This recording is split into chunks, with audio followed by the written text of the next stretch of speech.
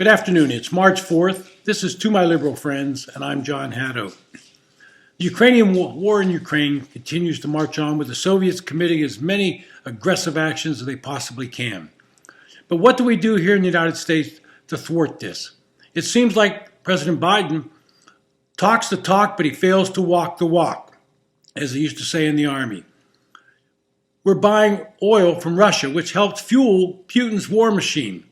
Now, Germany, having cut off a lot of energy supplies, has already said we're going to use other fuels. We'll burn coal if we have to. But we're going to produce energy and electricity for our people.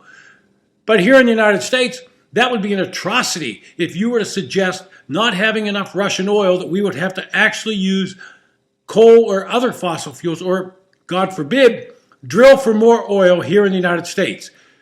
As you all remember, Biden announced there'd be no drilling on public lands while he was president. He put a stop to that. Well, we're at a point where the world needs more oil. Gas prices are skyrocketing, up 26 cents in the last week.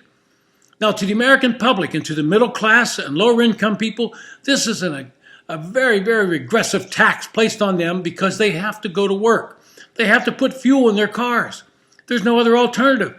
But Biden doesn't seem to care about that. All he cares about being beholden to the ultra-left, which say that climate control is the only issue we should care about, the only issue we should even do anything about. So suggesting that we either burn other fossil fuels or drill for more fossil fuels, that would be an anathema to them, and he might lose their support.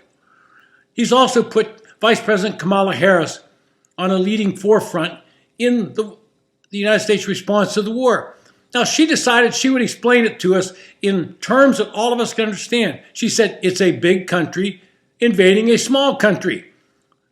Now, how many of us didn't know that Russia was bigger than Ukraine? But she felt she had to point that out. And so I'm saying that what Biden needs to do is get off this fence and start taking decisive action.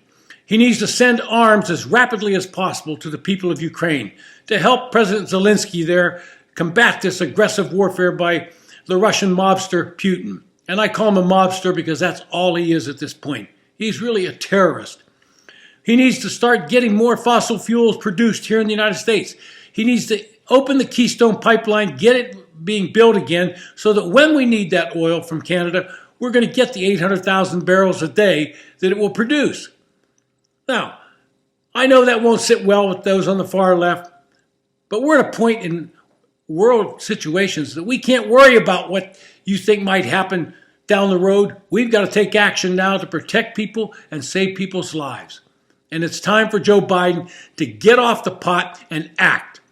No more sitting around hiding in the basement of the White House. Be a leader like President Zelensky. He's leading his people. They're inspired by him. He's not giving wishy-washy answers.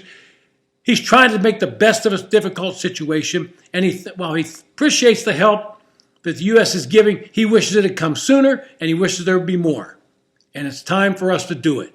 This has been To My Liberal Friends. Thanks for listening.